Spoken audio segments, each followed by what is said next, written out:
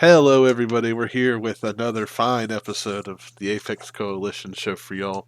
We just had our draft this past week. It was on Sunday, August 29th. So if you see any just horrendous takes that have happened because of injury since then, try to cut the boys a little bit of a break. I'm joined here with Lippy and Jack. We fired Kern. Lippy, Jack, how are y'all doing today?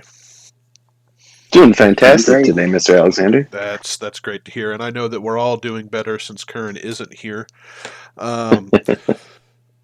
So what we're going to do today, guys, is we're going to go over the draft, recap the draft. That's what you see on screen here now. We're just going to go left to right, as you can see here on the screen.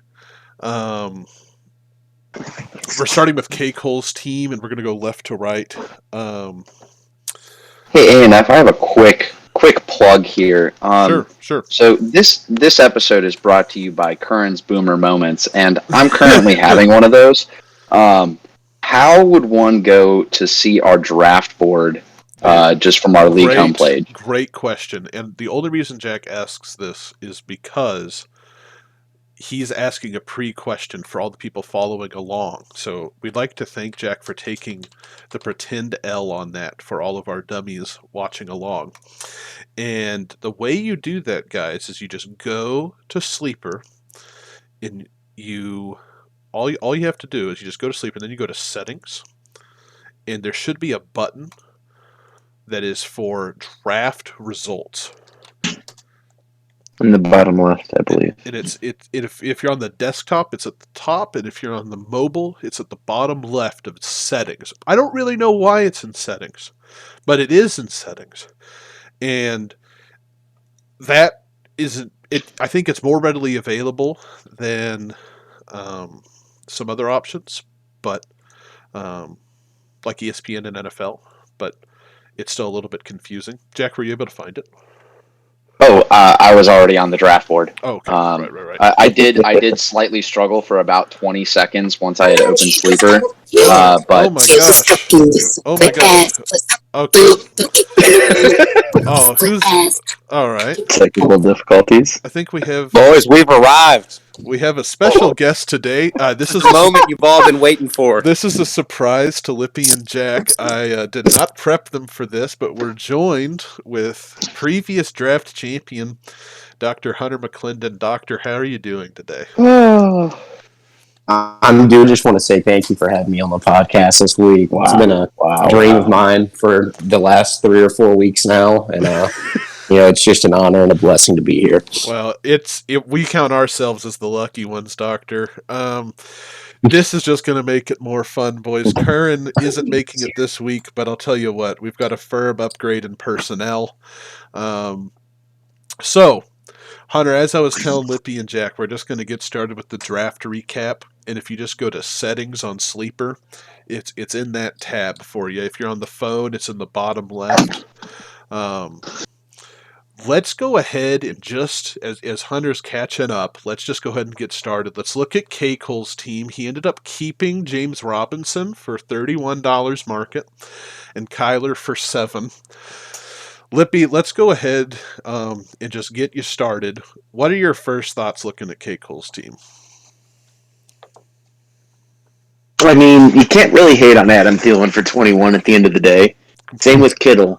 The problem here is he didn't really get a third running back or a flex option. And his third receiver is Jarvis Landry. And then he wasted $48 on Miles Sanders. It feels like that money could have been better allocated other ways at the end of the day. It's an expensive Miles Sanders. Now, Jack, firm believer in the Eagles' backfield always. What are your thoughts on a $48 Miles Sanders? I think that I dropped the absolute hammer on Khole as he felt he was rusing me into a $49 Miles Sanders. Okay, well done. I think Kyler is just an absolute hell of a pick. Now, that was a keeper, of course, but that's just a nice fucking nail to rest his team on. I think, Khole, if you're listening, buddy, the flex spot is just, I feel like it's going to be kind of tough for you this year. Now, Doctor, you have medical training. what do you think about David Johnson playing even though he's 85? Look, I think the only place that David Johnson needs to be right now is a retirement community. He's done. He's washed. He's in the land of the cows. Put him out to pasture. Yeah. He's out. Yeah. Well, I mean, and the same can be said for the rest of the Houston Texans running backs too. Well, I mean, you're not wrong. Why not just all of the Houston Texans, whose mascot is in fact a cow? Yeah. Well, and I think cows. I think a real quick, lean cow with a downhill stride. I think he might be faster than all 18 of our running backs. So, pretty fast. Yeah. Especially if it started tripping up and turned into like some kind of cow snowball, it'd be a menace. I'll tell you what we're gonna do first. Jack, Hunter, and and we'll start with Jack, and then we'll go to Hunter. Then I'll say a few words. Let's switch over to Lippy's team, and Lippy, I want you to hear the comments. We have the good and the bad, and then we'll close out with you on your team and let you make some defenses and some remarks about things you do differently as well. So, all right. Now, I got a question here. Are we looking at Lippy's draft, or are we looking at what his team has now become? Right. So for those that are not familiar, Lippy has already made 17 trades since Sunday, and we're going to talk about trades after the draft. But we're just looking at draft right now. We're just looking at Lippy in the zone Sunday night, and let Jack. What are you looking at here? We of course had Christian McCaffrey kept for 73. And we had CD Lamb kept for 9. Jack, talk us through what you're looking at with Lippy's just his draft. So, just Lippy's draft. Big fan that he has gone after Ronald Jones, where I have always found value in these drafts, and really also Javonte Williams.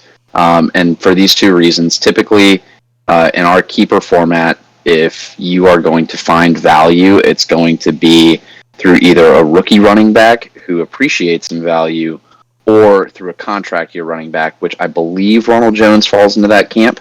Yeah. Both of those are ways that you really can, accelerate success next year while also having a tangible asset this year to use. And then the next one I'd point out is I'm a big fan of Boyd and Samuel for the respective prices that he got them at. I think that's good depth to plug in because I don't think Lippy intends to always flex Ronald Jones. So I think that's appropriate depth to have on his team. No injuries, and I would say that's a playoff caliber draft. Hunter, what do you think? Do you like a value $5 Tyler Boyd and a $7 Deebo Samuel? Because I tend to agree with Jack. What do you think about that? So, look, I like the Deebo Samuel. I like the Deebo Samuel pick. Tyler Boyd, I don't know. We'll see how it is. I really just I don't believe in the Bengals this year. I don't think Boyd's even really the top 3 of people getting looks with the football this year on that offense. I think this year he really falls off. Interesting. Okay. What the big thing with Lippy's draft, that $73 McCaffrey. McCaffrey's a cheat code, but it just hurts my soul to keep somebody for that high. Right. I mean, didn't you buy somebody for 70? Yeah. Why? I did. But I had two roster spots rounded out with $2 keepers. All right. So I had money to blow. Interesting perspective. We'll definitely bring that point back up when we get to your draft, Hunter, because I think that there's definitely a contrast there for sure. So McCaffrey is a cheat code, and he's not on Lippy's team anymore. Spoiler, but he's got other great pieces, of course. But as far as your draft goes, Lippy, and Jack does this too. You both did it last year. You both did it this year. It was kind of like the snakes waiting in the bushes, and so all the zebras came to the watering hole and were just gulping up the water. And then basically after everyone was out of money is when y'all really started spending your money. So I always think that's really interesting. And Lippy, I guess go ahead if you want to. And Jack kind of talked about it earlier about waiting for value in these drafts. If you want to elaborate kind of on the thought process that you and Jack seem to share with the late spending and your draft as a whole, take it away, sir. It's tough, sir, because honestly, in my mind, I was going to spend $60 on a running back before this draft started. Mm-hmm. But at the end of the day, these running back prices just got out of hand, as we saw with the first two we went over in Miles Sanders. And you just, at some point, the value will come back, and it turned out to be where you get Cooper Kupp and DJ Moore and Tyler Boyd and Deebo Samuel for sub $50 combined. Yeah. I mean, you didn't pay more than 20 for any of them, so. Yeah, and I mean, I don't love spending 39 on Javonte. Jack and I were in a little bit of a bidding war there, but he just ended up being that rookie that can appreciate in some value there. This year's Jalen Reagor. Yeah. Yeah.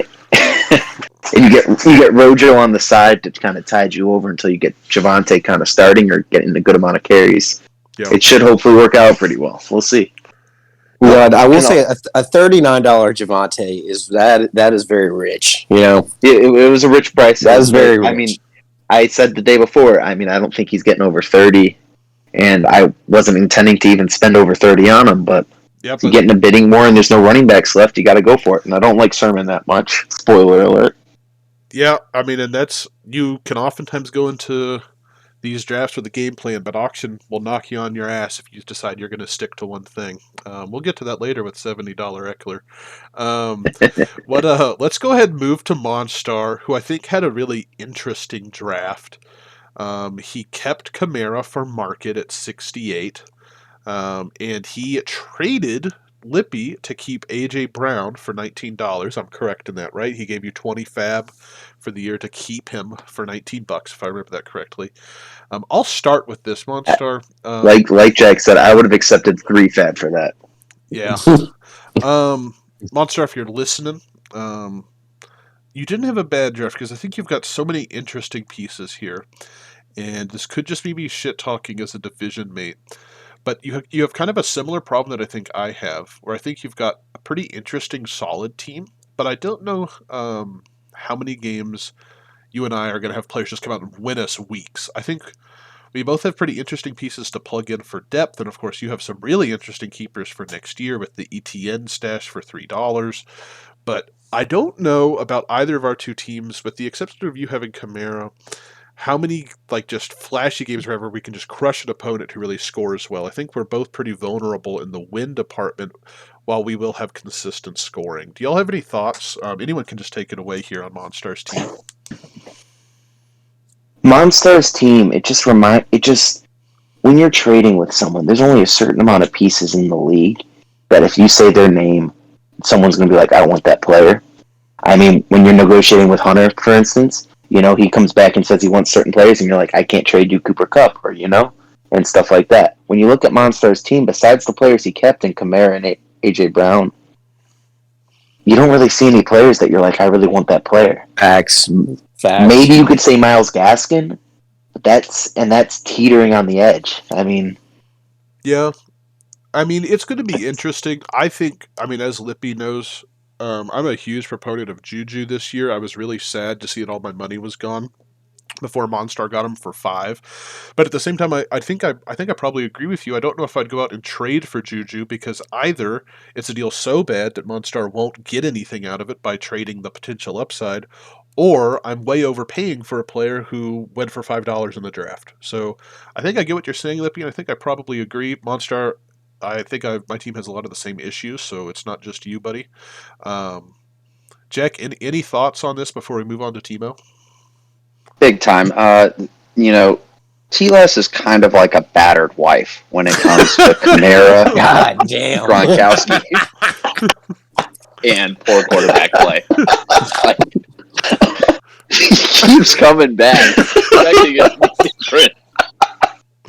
Oh my god! All right, Monstar, we're trying to pull punches.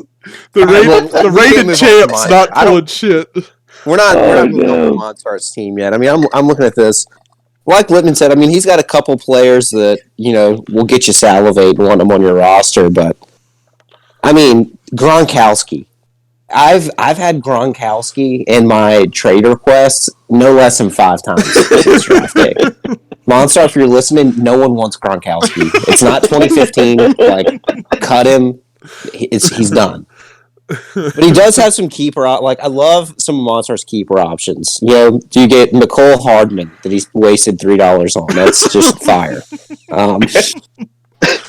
Marquez Callaway for $5. I mean, that's just when you have more money than you know what to do with at the end of the draft. Oh my god. I mean, I think honestly, so Monsters keepers, there's a chance that Trey Lance or Jalen Waddle plus Travis Etienne turns into something, but outside of that, nothing that you would say, hey, this is my default starter, and I think I'm going to keep him next year. My problem with the Travis Etienne keeper is that, hey, what are you going to do? You're going to keep a guy for $3 that just hasn't played an entire season, never taken an NFL snap?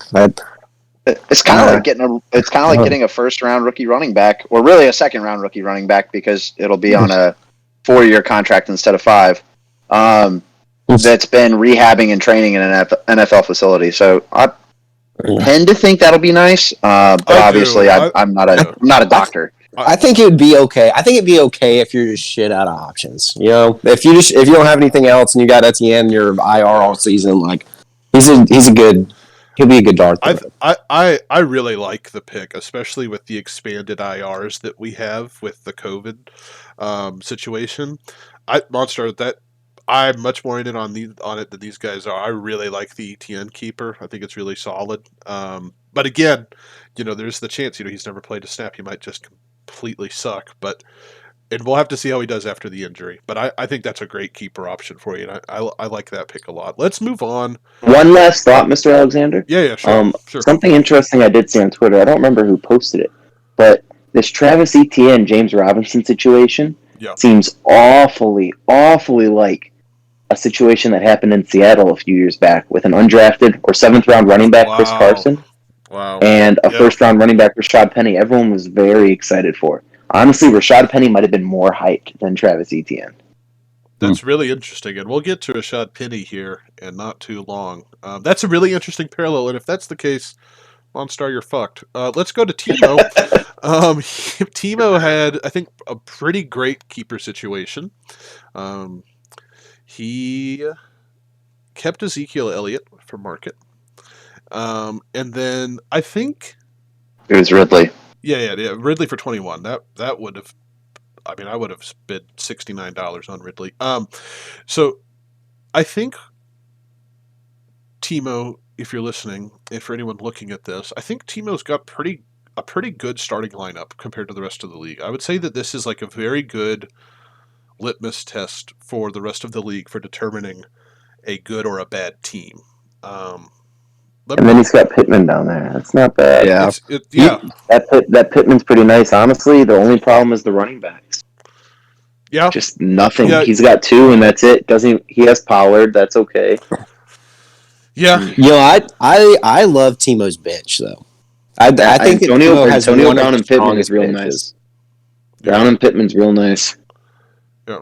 And Gallup could be solid. Elijah Moore could just be a phenomenal keeper. I mean, the dude balled in Oxford. He's a baller. Gallup also, because this is a contract year for him, and I do not think he comes back to Dallas, and I think he'll go be the wide receiver 1 somewhere. So, $2 Michael Gallup. I mean, obviously I'm biased. I really like Gallup, but we had a sneaky $5 Antonio Brown. Absolutely. I think that could be one of the picks of the draft. Honestly, absolutely. I mean, especially that could be a league winner for it. Especially if Godwin or Mike Evans goes down, great pick. Yeah, so I think this is a really solid team. Timo, you've got some running back depth issues, but you're thick as thieves at fucking receiver, man. And he could trade Judy for a receiver very easily, or a running back real easily. Yeah, or he could get some nice cash for Ridley. But yeah, I think this is a really good test. Like, is the team better than Timo's? If not, the team probably doesn't have a chance. If it's competitive or better, it's probably a pretty good team, because I think this team's really solid. And I like the draft, Timo. Any other thoughts on this before we move to Neal? I like the Dak. Dak's gonna have a great year, especially in 6 point. $10 might have been expensive, but it's still a nice pick. I'll just generally comment on kind of the depth of wide receiver and kind of follow up on you guys and say that my opinion there is that with an expanded schedule and just kind of some more flexibility and multiple bye weeks to schedule around. Mm-hmm. I think getting depth at a position that you can kind of plug and play more frequently than where you're going to find a team with 3, no questions asked, plug them in at running back, and one at flex and kind of maintain your options during bye weeks. That is a fantastic construction, I guess, on this team. And I think it's going to play really well with this expanded schedule we've got. Yeah. I'd argue only 3 teams came away with at least 3 running backs you can plug into 3 slots weekly. And we'll get to them, but it's the last 3 on the list. It's Dustin, Alexander, and Hunter. Let's go, Hunter. Let's go. Let's fucking go. Let's move on to Neal. And of course, this is another person that's had some trades, so we'll get to that later. But just from a draft perspective, I guess I associate so many of these players with Lippy. I associate Aaron Jones with Lippy. I associate Kenny Galladay and Curtis Samuel and Najee just because he's a rookie. A.J. Dillon. Lippy, what do you think about this team just from an as drafted perspective? Aaron Jones and Najee, that's real nice. Waller's very nice. That's 3 players where I think anyone has any of those 3 players, they're very happy campers. Yeah. Whoa. Did that just happen? Wow. 3-way down. Are you talking about? Got approved. Oh, never mind. Oh, I thought you were talking about an onside kick in Ohio State, Minnesota. Let's go. So, an update for everyone back home. Lippy and I co-manage a Dynasty team, and we just traded away Russell Wilson for Baker Mayfield, Michael Pittman, and a 24 first-round pick. The guy that got absolutely jammed in the trade is the guy who traded away Michael Pittman and 3 first-rounders for Russell Wilson. Oh my God! Yep. Yeah, that's nice. So Hulu stock is at an all-time low. Yep. Sell now. His name's Hulu Stonk. If you're listening to this, buddy, we thank you for your service. Come back anytime, sir. God! Back to Neal. At the end of the day, with Jesus Neal's Christ! Yeah. Kenny G and Curtis Samuel could be good. Josh Jacobs gives you the icky feeling inside. So you got to get a hit out of at least 2 of those 3 guys to have a great team here. You do like Sonny Michel though on the bench. I think that Julio is gonna be a beast for Neal. I think Julio is gonna be an absolute dog this year. You got 3 positions there with your wide receiver 2, 3, and then Josh Jacobs. Having Darren Wallen there, Darren Wallen, Morgan nice. Wallen, whatever his name is, that's a wide receiver 1 that he's got in his tight end spot. I mean, Waller's very nice. Yeah. $8 Waller is sick. Yeah. No, I mean it's a solid team. I do worry about the bids for you, Neal, but I love Van Jefferson. And I like Pat Bluetooth, but you dropped him. So now is he one of your cousins, Alexander? Is this an Alexander Nelson Firemouth? Yes. Me and Pat were actually 3rd cousins, and he actually came to my 14th birthday party, and he just ate pizza and left. So let's move on to Jonah, who I think also had a pretty solid draft. Oof. With the exception of running back, because that's the thing. James Conner, Melvin Gordon. Y'all will get to that. Yeah. So we start off with Josh Allen for 17, which I think was the most expensive quarterback off the board. It was. And then he kept Montgomery for 24, which is awesome because and then I just think, and again, the receivers are fantastic. So I think this team has the ability every week to score a shit ton of points because he's got Mark Andrews also. I'd say the big head scratcher during Jonah's draft is why the $10 Russell Wilson. Yeah. Why? I was asking why when that happened too. Because he bid he could have turned that into 27 or 30 on a different running back instead of Zach. Yeah, I mean his running back troubles could be, a lot more manageable if he had just said fuck Russell Wilson and then bought somebody other than Zach. I mean, it could have been Damian Harris instead if you just take away Russell Wilson. Yeah. That makes this team look. I mean, but then you still have the flex problem though. but Cortland Sutton can go up there, I guess.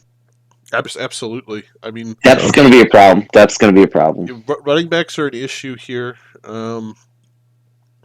but no, I mean running backs are a problem. I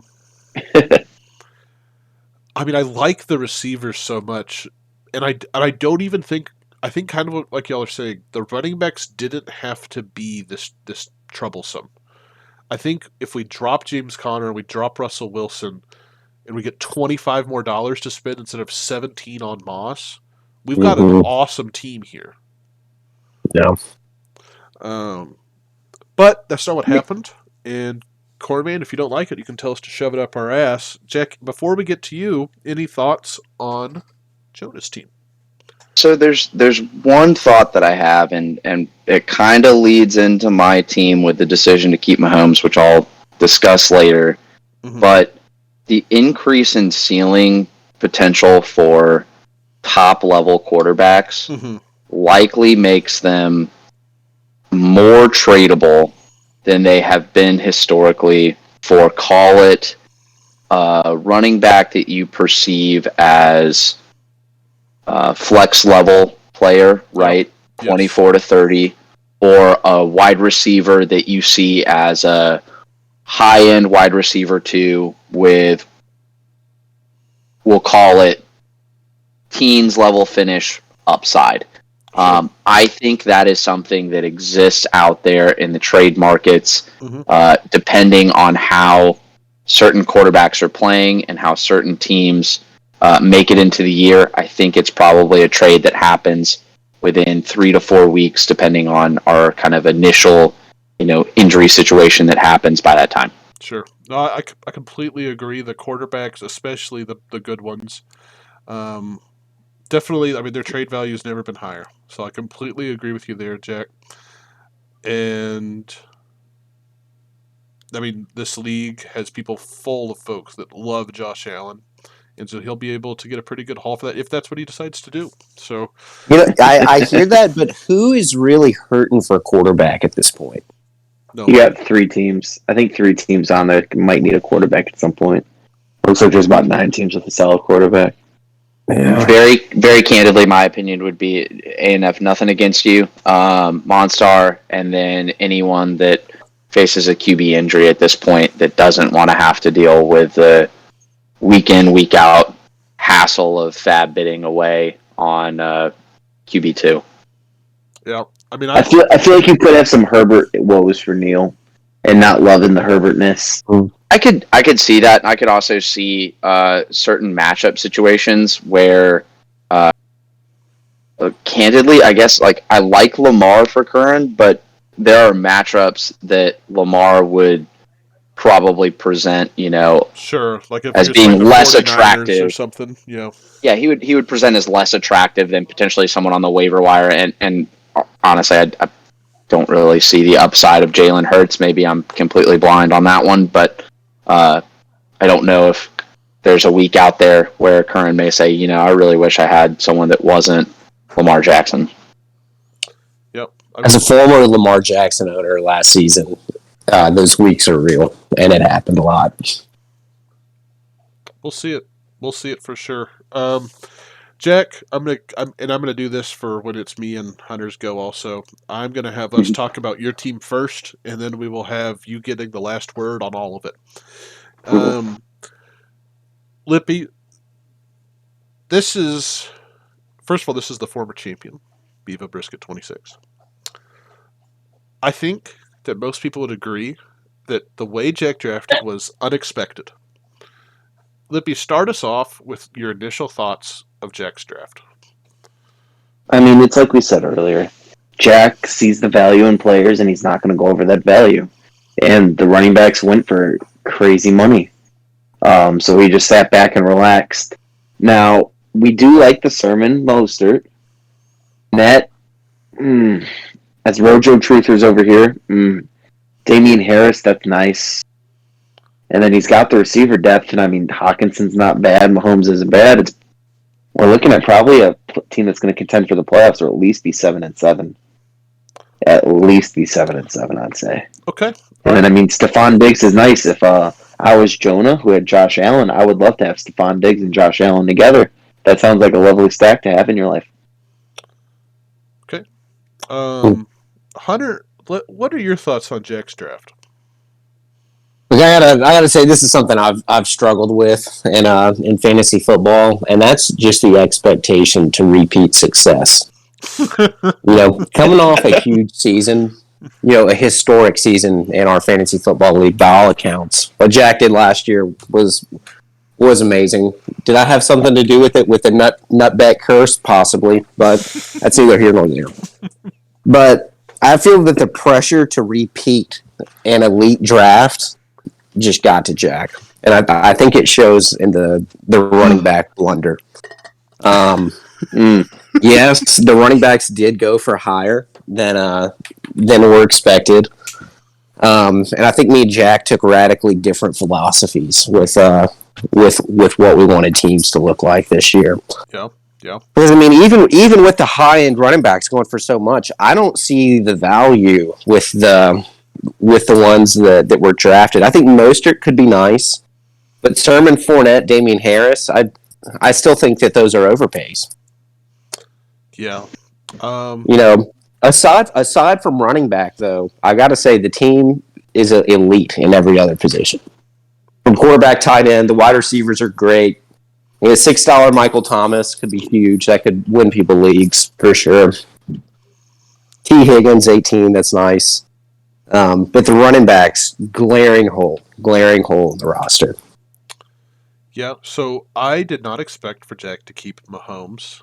And he kept Diggs for 19, which is a slam dunk in Mahomes. So I didn't expect Jack to keep Mahomes, but like we've said, I guess we really announced it on the draft, which has not gone to YouTube, and nor will it. But we're at 6-point passing touchdown, and so the Mahomes keeper is really nice, but I didn't expect it, and I think I really am not sure what happened. So let's address the goof that happened. Jack was attempting. The Damian Harris. Jack was attempting to bid on Damian Harris, and Timo made a mistake. And right before Jack clicked offer, Timo accidentally hit his max bid. So the bid's currently like 8, and then Jack's attempting to go bid again, and Timo instead does his max bid of 27, meaning that when Jack hits, it was just unbelievably bad timing and unfortunate that Jack ended up with a $28 Damian Harris. I'm not really going to hold that one against Jack because I don't think it really reflects his draft philosophy or what he did. I think 33 Sermon is insane. I think bidding more than $0 on Leonard Fournette is insane. I think the most pick for 15 is awesome, and this is going to come across as like hypercritical, and I really don't mean it that way, but it looked like, and maybe this is me just not being able to step back and look at the forest instead of just looking at the one fucking tree in front of my face. But it looked like you were really lacking on depth, and this could turn out to be a masterstroke. But like when you still had so many holes to plug, Jack, the Dobbins for 5 and Michael Thomas for 6 just perplexed the ever-loving shit out of me. I just couldn't get through my head. I'm like, this is such a long con value play, and maybe I just don't have the titanium nads that you do. But I just couldn't stare that much risk in the face. And that's where I'll leave it. Jack, I want you to take over and respond to the hateful things Hunter and I have just said. So honestly, I would give you guys glowing reviews in your feedback of my draft performance. I expected it to be just so much more critical and lead to me being extra defensive with math. But here's where I sit. My quandary was, keep Mahomes for $15 or keep Dalvin Cook for, I believe I had the right to keep him for 65. He went to Hunter for 77, and at the end of the day, look, at the end of the day, I kind of addressed the 6-point passing touchdown QBs. it raises the ceiling significantly on the top 5, but the top 2 quarterbacks face like an unbelievable increase in value. We're talking like quarterbacks as a whole for who we would start average about 30-ish passing touchdowns per year. Some of the better quarterbacks, and especially with the expanded schedule, could touch the upper 40s and the 50s. Mahomes is the leading candidate for the MVP. He's by far the betting favorite. And so and just what the common sense favorite too. So right, and so what I really got, like all of a sudden by us going to 6-point passing touchdown league, was I just got handed 40 points. 40 points is the difference between like your probably like RB6 and RB15. And so like and on a decent year or on a normalized year in terms of the cliff you face after you don't get an elite level running back.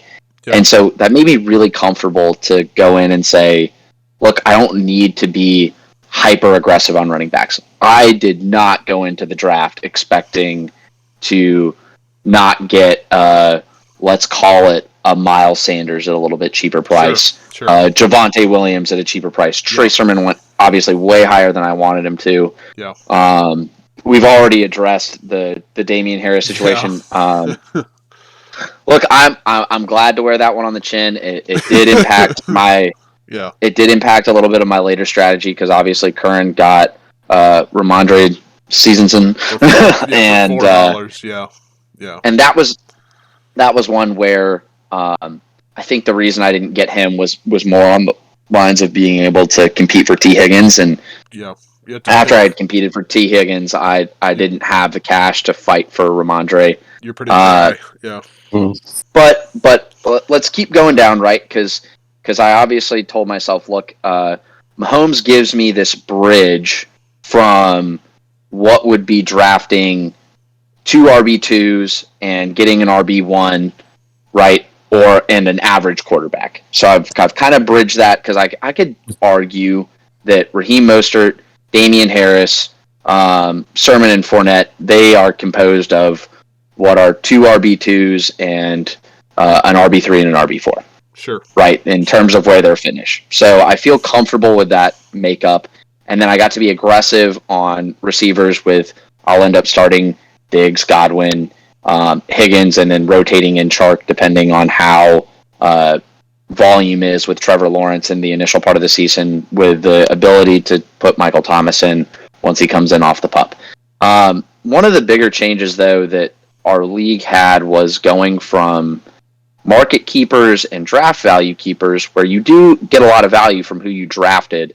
But as we can see on this draft board, a lot of people got a ton of value from their market keepers comparative to, what you had to spend if you wanted to draft a player. Sure. With that going away next year, could I argue that Dobbins is likely to be an RB2 candidate in terms of overall fantasy finish next year? Yeah. Yes. I think that feels like a very safe bet. So at $5 with an expanded IR, right? I'm not really losing anything with an expanded IR right now. Yeah. Because in the past there's one IR slot, and if you're going to go with this strategy, you're absolutely screwed if one of your good players gets hurt for 4 to 5 weeks, because you have to decide keep, bench, etc. With 4 IR slots because of COVID, I can plug Dobbins and Thomas in there at really no penalty to myself and have the ability to maybe keep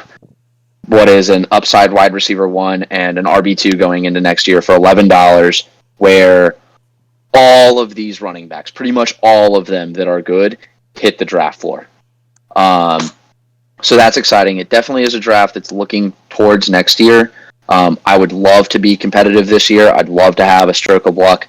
I do not think, based on this draft, that this is a playoff lock team by any means. I appreciate Lippy's comments that I'm kind of on the fringe playoff team if things go my way. If things don't go my way, which before last season in Apex, I got a lot of years of things just barely not going my way. Lots of jam.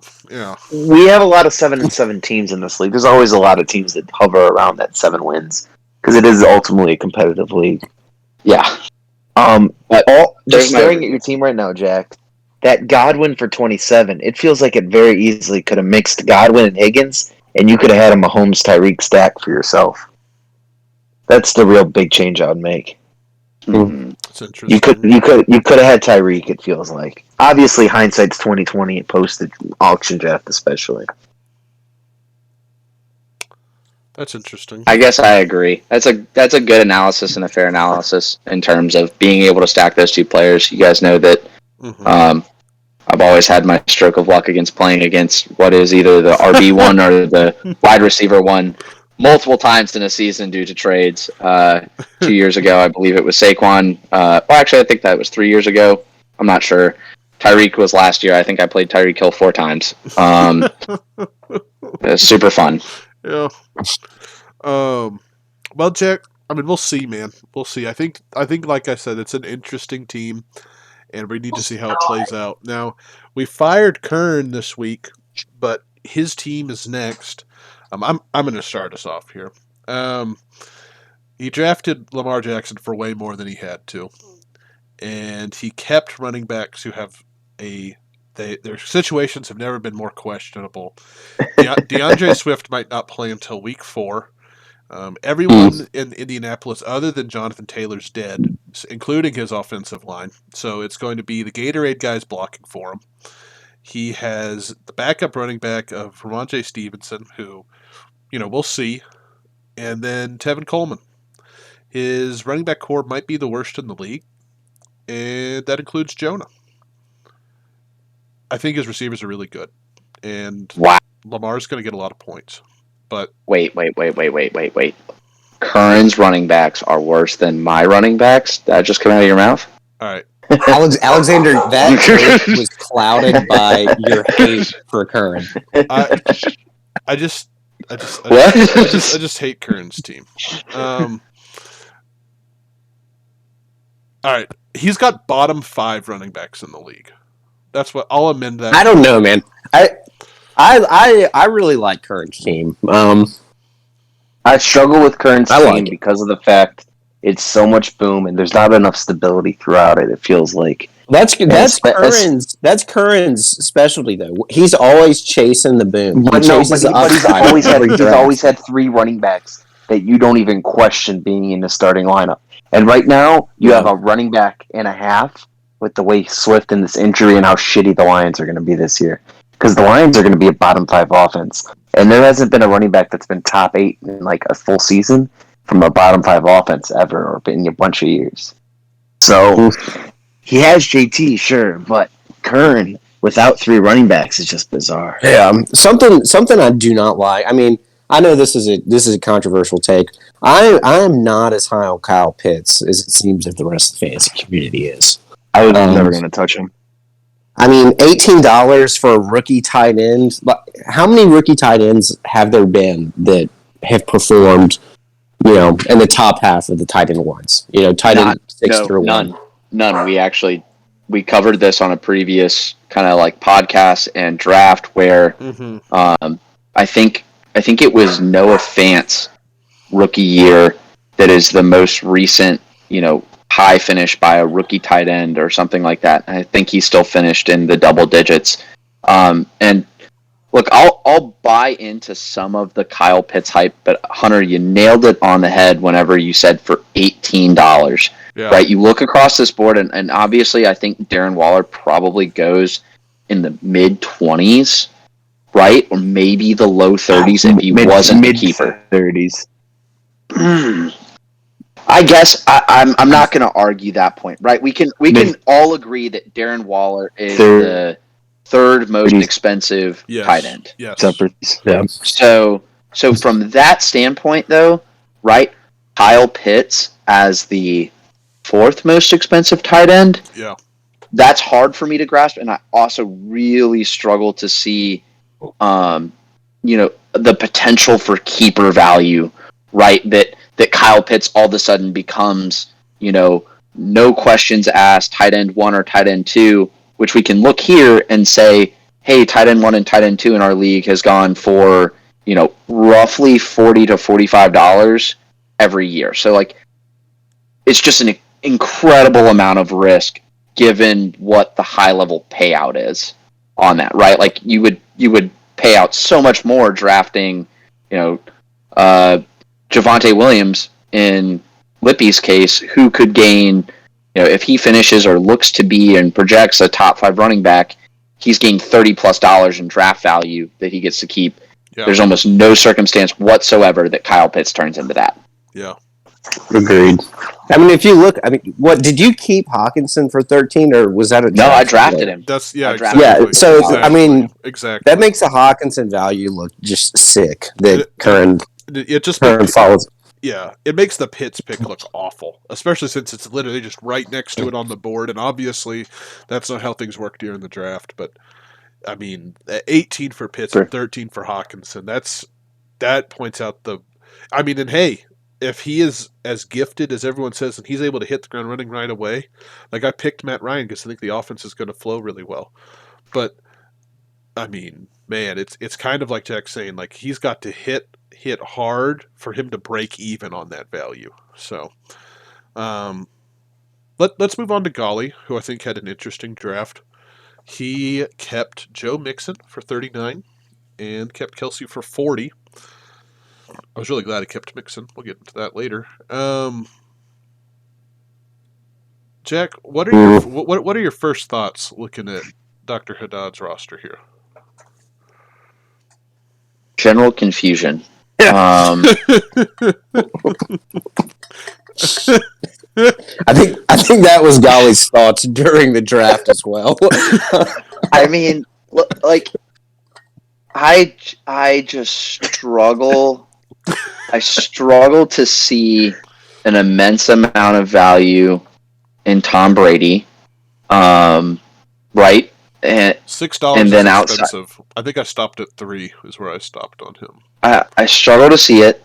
Joe Mixon is fine. I see very, very candidly. Joe Mixon this year, to me, was the same sort of down and out value that you could get from Derrick Henry. And I've made my fantasy living off of drafting Derrick Henry in this league for $25. So I like it. But outside of it, right, Terry McLaurin, that's about what I would expect Terry McLaurin to go for. And I see a lot of risk there given what Washington's offense will be and has been. He's performed at a decent level, but probably not going to really exceed expectations there. $32 is assuming he makes the jump. $32 is assuming he goes from good to great. Bro, the $32 for McLaurin is a gross, disgusting overpay.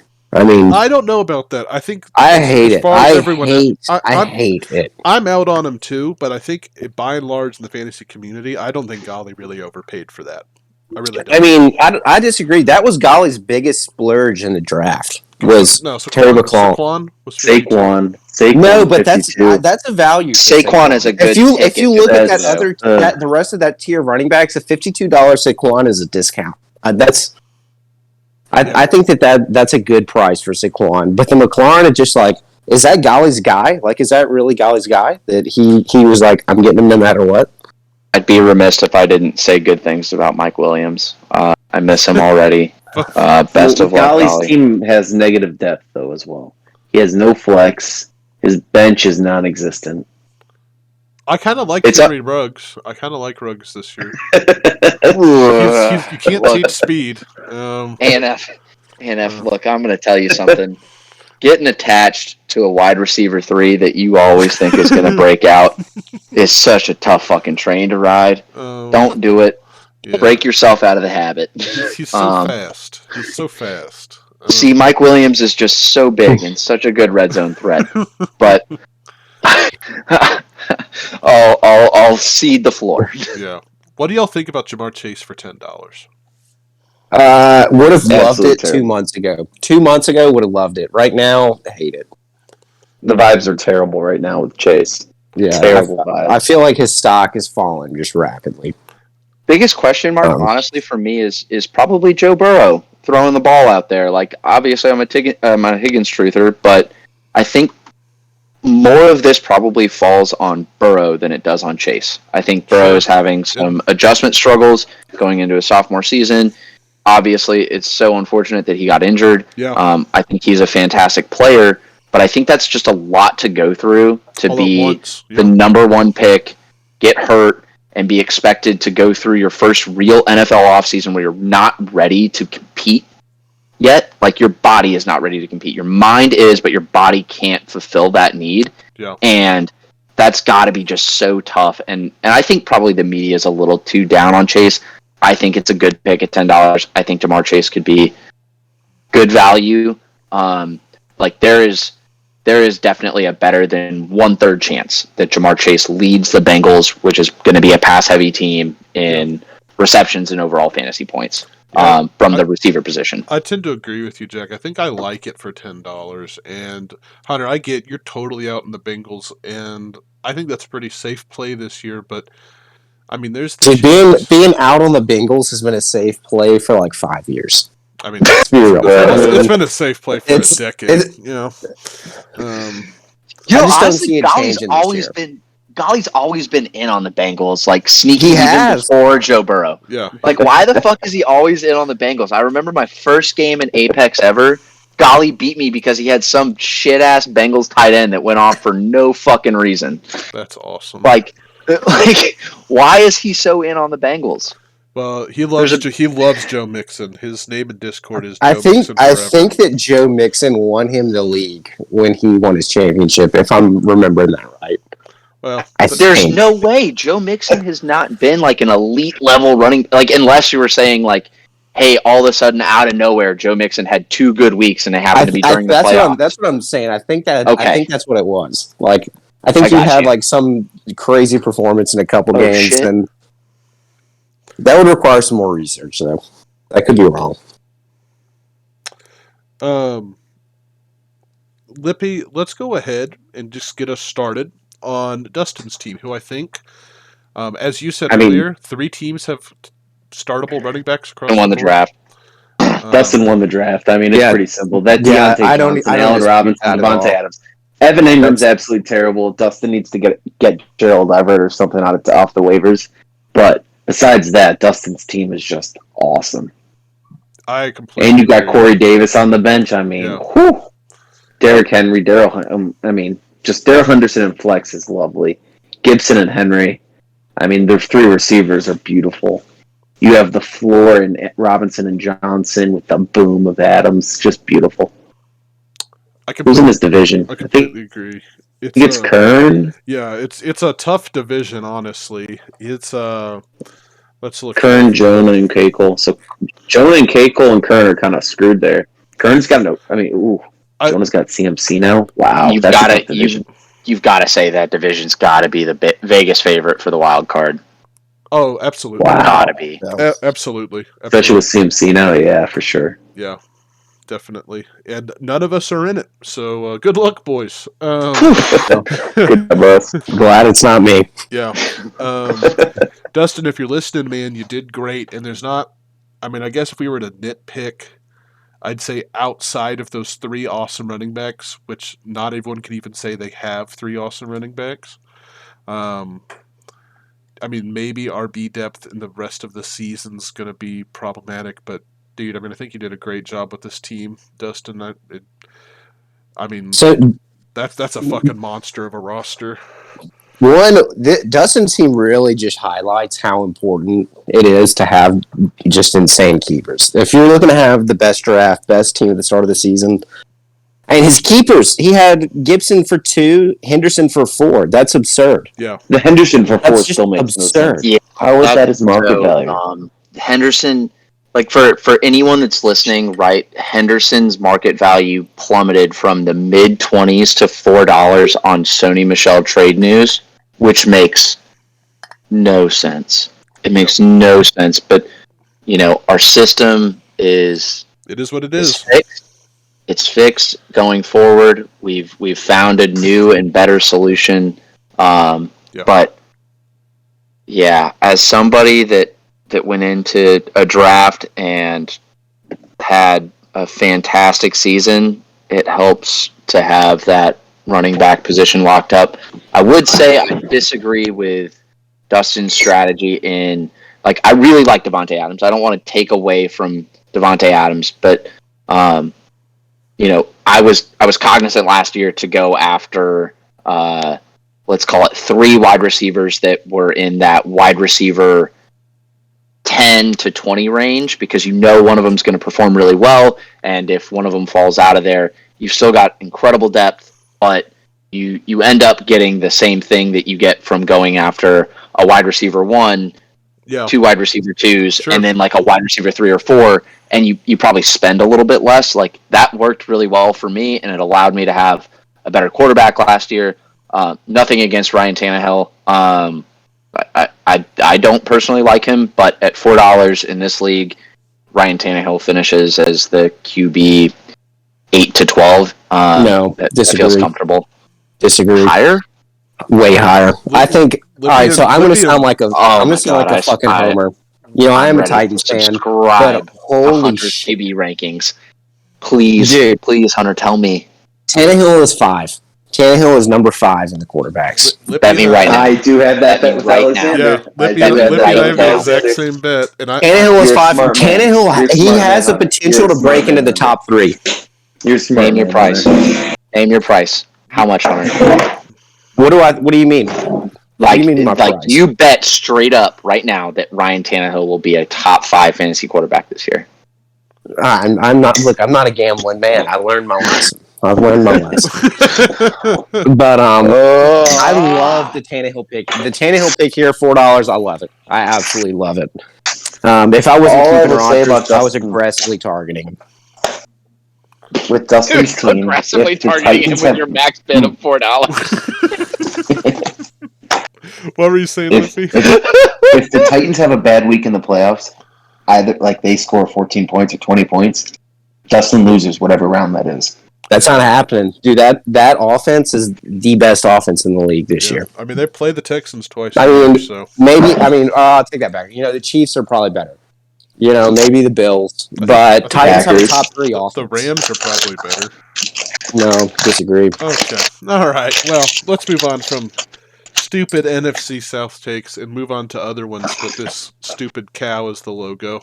This is my draft, and I'm gonna do the same thing. Y'all go ahead. Y'all can take turns and talk about my draft all you want, and I'll kind of come in after y'all get a chance to talk about it.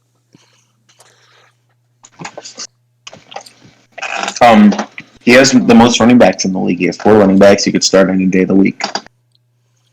Amari Cooper's okay. After that, you kind of want to throw up. I mean, you'll be competitive because of Chubb and CEH. You'll be competitive. I mean, you'll probably be a 7-7 like a Jack. Maybe playoffs. Probably playoffs. You'll be pushing for it. I do like the upside of some of these picks. I mean, the Brandon Cooks are $5. I mean, yeah, it's the Houstons. They suck. But, I mean, he's undisputed wide receiver 1 for that team. On a team that's going to be playing from behind constantly. Every game of the season. Every second of every game. I mean, Cooks could blow up a lot of weeks. Claypool obviously could be good. Amari Cooper, I like it for the price. And the running backs are stacked.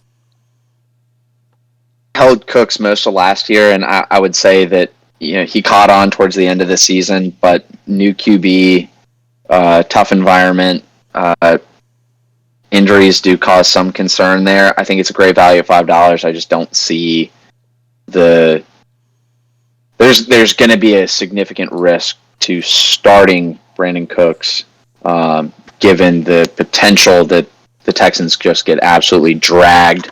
And Cooks is like, yeah, I'm not doing shit. So that is one risk profile there. I will say, A&F, you have a fantastic running back situation. This is the first time that you've kind of gone out on that limb and said, you know, fuck my budget.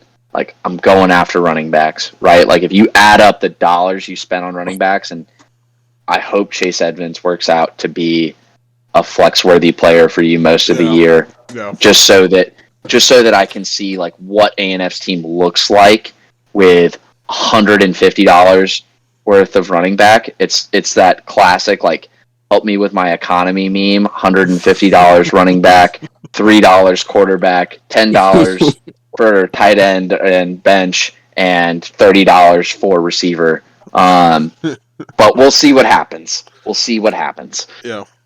Alexander, I gotta say I love the strategy this year. Get your running backs and fuck everything else. I loved it. So I loved it. So this was the first year we've done sleeper auction.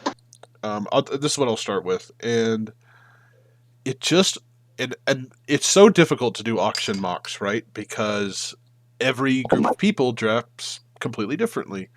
But we got to do some mocks with like actual members of the league this year, which was super fun. We did another episode with that. We've done some other ones also that weren't on YouTube, and it just seemed like you could get so much receiver value for like free. Just I feel like there's so many receivers that are just so cheap that have the potential, and that doesn't mean they will, right? But they have the potential to produce so much. So I didn't go out, and we'll talk about hunters in just a second, go after Cook and Eckler for that much, but I was so big on Chubb this year, and I was so happy that Golly didn't keep him. So I got him for 67. I was really pleased with that. And I think Clyde is a riskier pick for 60, and I think that probably has one of the highest chances on the entire roster, right? Because it's $60. I'm just blowing up in my face and being a terrible pick. So I think there's the chance that Clyde blows up, he doesn't do anything, and my team's not competitive because he's a fourth of my budget plus some. So I think that's a really big Achilles heel of going super big into these running backs, Hunter. I think you've got a similar Achilles heel problem, but I think the receivers have lots of upside. First of all, the Texans will be behind in every game. I think there's a good chance we're the first 0-17 team, and Yikes. yeah, I know y'all probably don't like Jamison Crowder half as much as I do, but I just love how much he just catches 1-yard passes. I think Jacoby Myers is going to be really good, especially now with Mac Jones, and I think Amon St. Brown could turn into a flyer for the week. I love my boy Mooney. I kept him, and I think Claypool's pretty solid. So we'll see how the team does.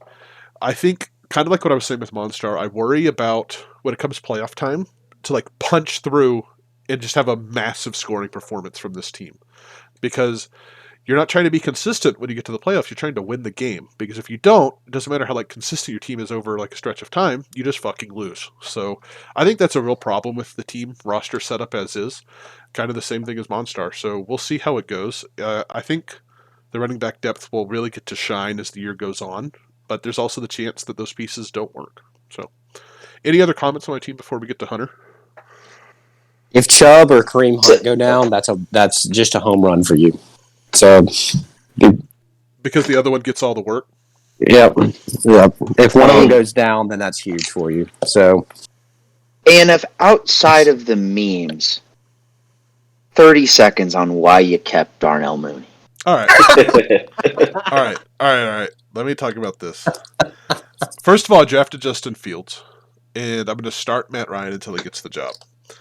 But I really do think that, I mean, the Bears haven't been good since, 2009? Right? Probably. 08, yeah. 08. Right.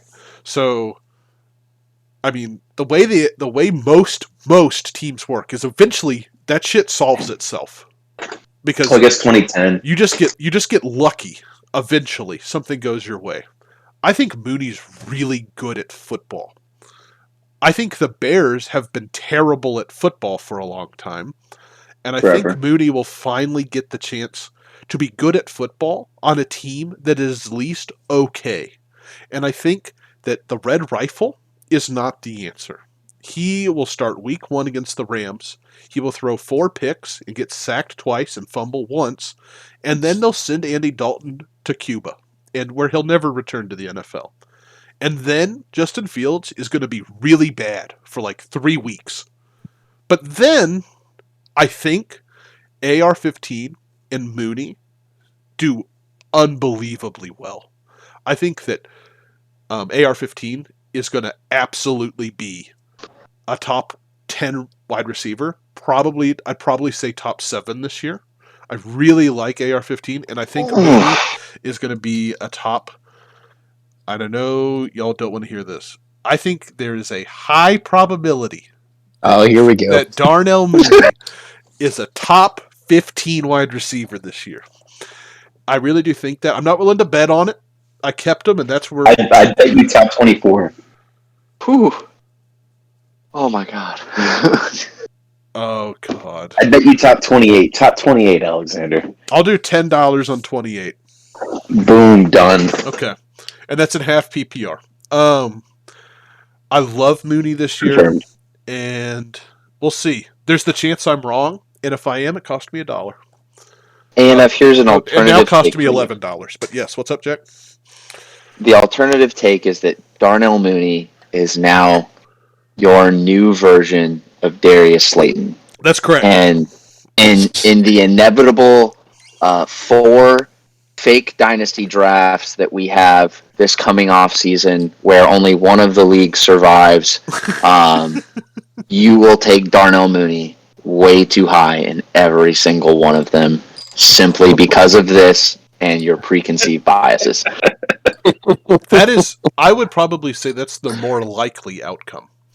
But That is spot on analysis. You usually have to pay for this content. I know, and here I am getting it for free. I appreciate that. Yeah, I charge by the hour for that kind of insight at work every day, and Yeah. that was nice, Jack. It would probably do me some good to spend some time in a psychiatrist's office. But I look, I mean, I believe in him, and we'll see. And if I'm wrong, I mean, hey, there's always next year. So that's the inside of a Texans fan. There's always next year. All right, Hunter, we're gonna do the same thing this time, buddy. We're gonna go first, and then we're gonna have you follow up. Take it away. Yeah, well, I will. I think you overpaid for Carson, and if you wanted him, you should have kept him, because I think 35 is too high. I love Carson. I'm on record liking Carson. It's too much. I think either you do $77 Cook or you do $70 Eckler. I don't think you do both. I think your keepers of Jefferson and Rodgers look great, and the rest of the team looks terrible. Jack or Lippy? I think Hunter. So Whoa, we kind there's of model and actually made it a good team. Yeah, I know we gave Hunter a lot of Hey, shit say during that the again. draft. Lippy, we lost you for a second there. Lippy, if you can hear me, the connection kind of cut out there. If you could just maybe run. Okay. Well, as you can see here, we're very inclusive. We include robots in the podcast. Lippy, we kind of lost you there. Can you hear me now? Shit. I think he's still going strong. It's so unfortunate. Okay. Well, let's. Damn. Jack, go ahead and start us. You know, I really liked where that was. Hold on, going, Hunter. Let's get because I know ANF is a fantastic sound engineer. He can probably solve some of the recent issues we had. Lippy, do we have you back yet? Wow. Yes, I think I'm back. Yes, that was Okay. We Weird. lost you for literally every single bit of your analysis outside of where you started when you said Hunter sucks donkey dick. After that, complete gibberish. Hunter actually made a good team. I mean, we all talked a lot of shit about how terrible he did, but he took Alexander's team and actually made it good. I mean, Cook and Eckler are first-round picks. Jefferson's good, Carson's good. Sure, Gage. I mean, I like Gage. I like Gage And too. Rodgers is fucking Aaron Rodgers. I mean, so what? Marquise Brown and Higbee are what we're gonna hate on. If we're gonna hate on that, he's still got Dalvin Cook. He doesn't have Alexander Madison though. So, Hunter, if you want Alexander Madison, you got to come over and pay. Look, as much as I appreciate the trade officers for Madison, I'm going to pick him up on waivers week 2. He's going to be on waivers week 2. I will enjoy beating you in week 16 in the playoffs with your own fucking handcuff because you won't pay me 30 fab for him. It's okay. You know, we'll call it 40 fab. That's your offer all year. 40 fab. You can have Madison, sir. 40 That's fab. That's all we need. definitely not a standing offer if Dalvin Cook gets hurt. That is not legally binding. It'll cost your entire life. Look, Yeah. if Dalvin Cook gets hurt, I'm just gonna delete the sleeper app. So that's my plan. How So many times Dalvin Cook's played more than 14 games in a season? Oh, 0. Yeah. man, tough Jack, to pay. Well, there's a lot of places for me to start. The first is Hunter. I'm not sure why it was Eckler or bust, but I think at the end of the day, where we can say you fucked up the most is definitely Eckler for the price you paid. And I say that simply from the retroactive analysis of Eckler was roughly a $50 market keeper. You could have paid either a considerable amount of draft dollars, and when I say considerable, right, I think I had talked to Lippy, and we were in the $3 to $5 range for Eckler at one point, and you can go get Rodgers or really any other elite quarterback that's an option out there with the money you save by doing that, and so I guess that's the big whoopsie. My favorite line on this podcast so far is that every time you keep a $2 keeper, you get second place. Suck my dick. You have so many $2 draft picks. I'm so excited to see it. So I wish you the best of luck this year, Hunter. I think that if everything goes your way, right, having 3 great running backs is fantastic. We do again have an expanded schedule this year. We have more bye weeks to contest with. It's a unique year, and we're all adapting to it. Maybe 3 running backs is even more valuable than it was in the previous format. Maybe really rare. The risk I see, Hunter, is that one of the individuals that you've invested 80+% of your budget in positionally is hurt, and you are really screwed scrounging the waiver wire, because you're already going to be scrounging the waiver wire for a wide receiver 2, 3 to plug in on various weeks, or when the inevitable happens of you getting frustrated with the Ravens passing game. But I'll stop there and let you defend yourself. All right, so first defense is from Alexander's take of Chris Carson being an overpay. I still saw value there. I know I didn't have the money at the time, but I would have gone up to 45 on Carson. really? I would have gone up to 45. I believe my max bid at that point was probably more in the $38, $39 range. But I was fully prepared to go max bid on Carson. Dude, I mean, as much as I love to hate on your team, I love Carson this year. It was too much for me to spend on him. But, dude, I can't really call it a bad pick. And the receivers you got is flyers. They are flyers, but I think they're pretty solid as far as flyers go. So Russell Gage is not bad. I just completely disagree. I do not like Russell Gage. I do not like Marquise Brown. I really like Gage and Marvin Jones. I like Gage. I don't like Jones or Brown, but I like Gage. So if you're going to complain about Marquise Brown, that's it. I don't like Jones either. I think that unless you have some sort of insider knowledge here on what Marvin Jones is doing with Trevor Lawrence down in Jacksonville, I don't think there's been a rookie quarterback that can really spread the ball out well.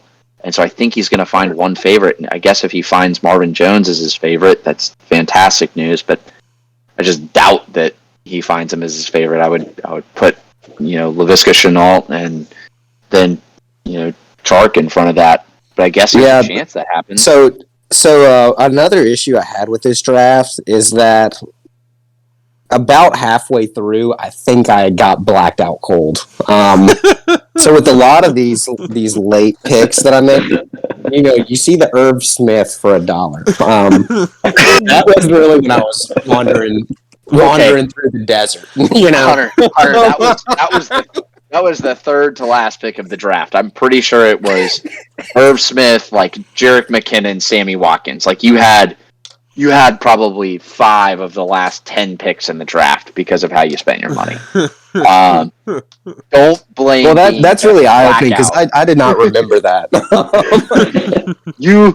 Hunter, my favorite moment of the draft was when I was getting absolutely roasted during the draft because I was waiting and waiting and waiting, and I finally started moving, and people slowly turned their fucking sights from just honing in on me to, oh wow, Hunter hasn't been able to draft a player in 30 minutes. Yeah. And then we started going in, and I asked you if you were going to start your mom at wide receiver too.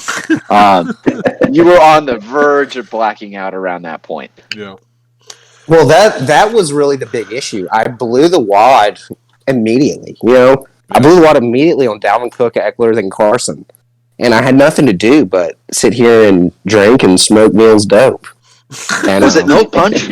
Was it milk punch? I have to know. It was actually it was a combination of White Russians and Natty Light. Wow.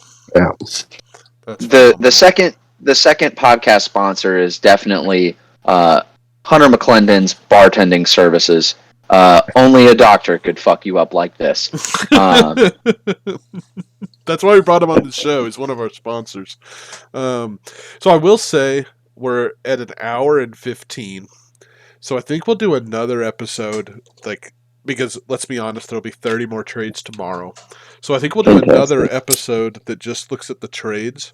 First of all, let me say this. Hunter, this is our first time having you on the show, and I'll be real sad if it's the last. You are an absolute treat to have on, and I know that I speak for everyone here and Kern, who was fired, that it was our pleasure. Look, if Kern was in fact fired, I will put a resume in. I will put a resume in. Show me Kern's pay stubs, and I'll quit my job. I'll work for this podcast right now. Well, so Kern has been paid in Trident layers, but Hunter, I am formally inviting you to a podcast whenever ANF has the time to host us, so that we can discuss prior league champions and really get all of 2020 out of our system before this year starts. Oh, that'd be fun. Oh man. Okay, well, if let's go ahead in one last thing before we close it out.